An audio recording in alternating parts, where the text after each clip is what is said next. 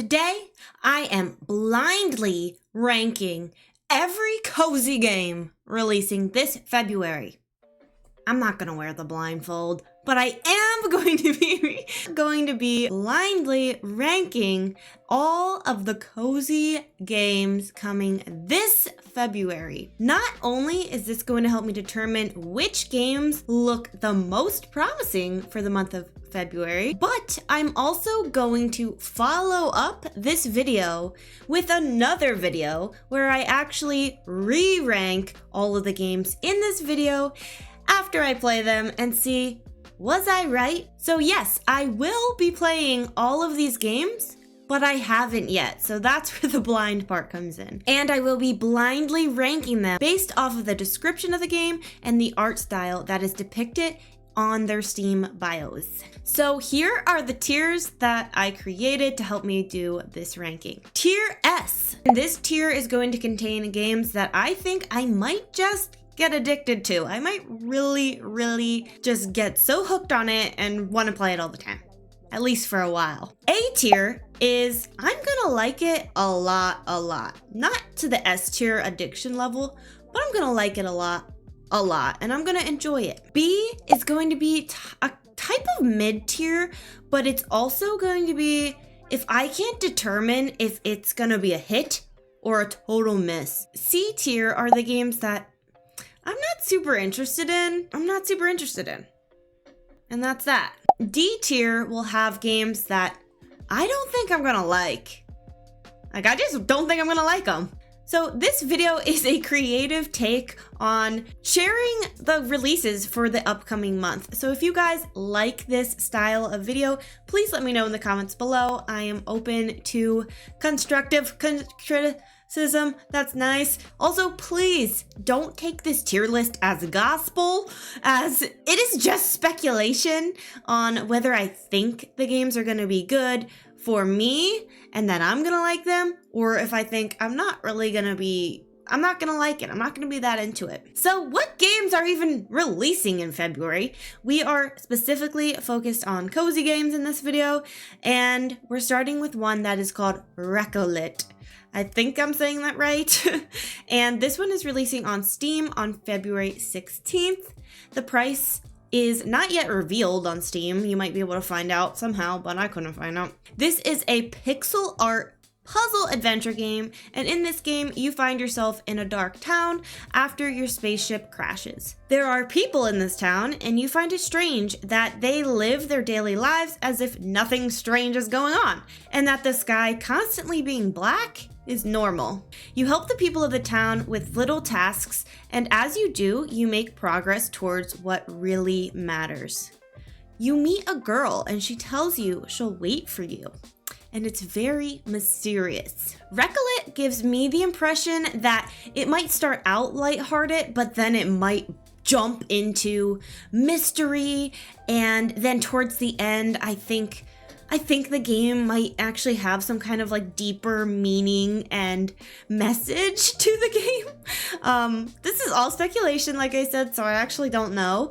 But based on that description and just how the game looks, that's what I think it could be.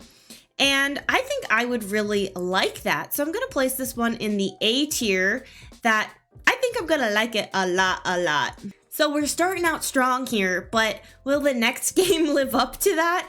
Let's find out. Bandle Tale is the next game I'm talking about. You might have heard of this one. It is a League of Legends spin-off game. It takes place in that universe, but it's very different than the classic League of Legends gameplay.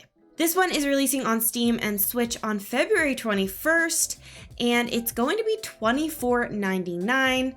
It's an RPG and crafting game. I have never played League of Legends, and I understand nothing about it, but the game looks heckin' adorable. A party goes wrong in Bandle City, causing the portals that connect your home to collapse and cause utter chaos.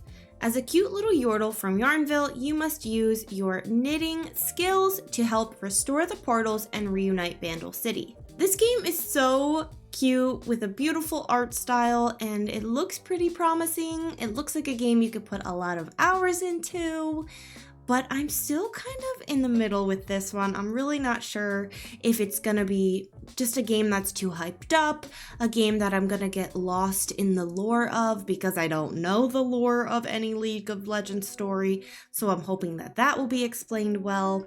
So for this one, I'm gonna put it in the B tier, which is pretty much my mid tier, and I'm gonna say it's either gonna be a hit or a miss.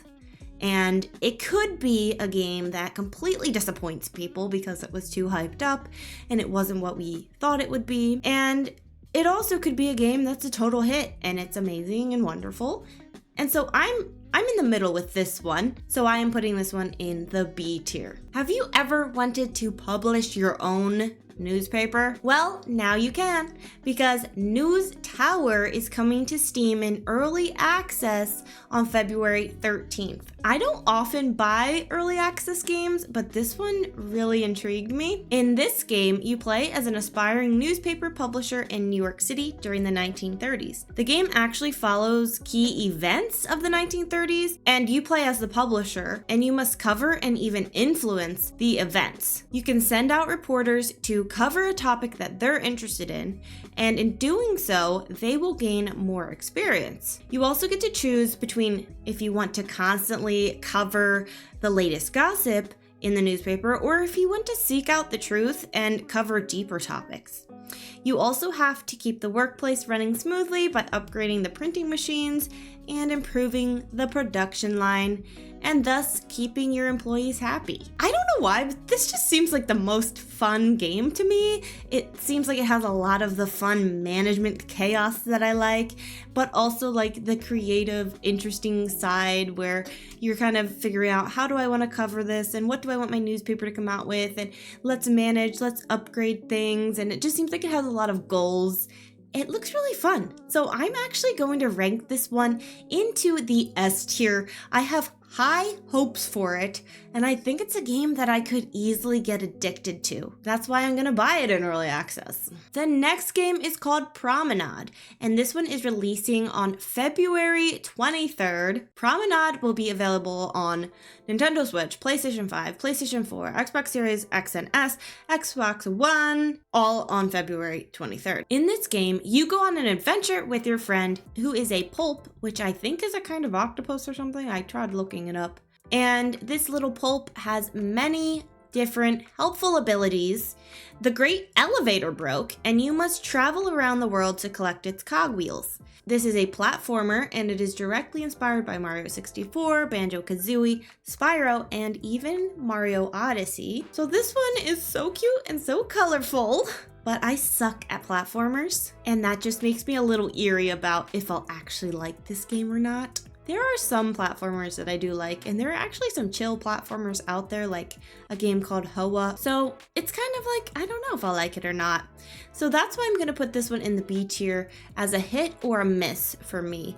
Am I gonna love it or hate it? Like, I don't know. Piczle Cross is the next one, and this is a Story of Seasons puzzle game, and it is releasing February 27th on Steam and Nintendo Switch for around $10. This game is meant to be a relaxing puzzle farming game. You complete classic logic puzzles, and you also get to see your favorite villagers and bachelors from the Story of Seasons games. There's over 350 puzzles in this game, and the more puzzles you complete, then the more seasons pass, and the more your farm expands with the growth of crops, animals, and more. It's a play your way puzzle game, and it sounds actually kind of decent. I am a Story of Seasons fan, but I'm not sure I'm going to be a fan of the puzzle game side of things. I have played one of the Harvest Moon puzzle games before, but I wasn't that impressed with it. But this puzzle game does seem a little more engaging and promising and unique. I don't know how I'm gonna feel about this one, and I'm honestly not that interested in this game, and I'm gonna throw it into the C tier because of that, because that's literally what I said the C tier was. So we'll have to find out in my next ranking if that will change or not. Maybe I'll love it.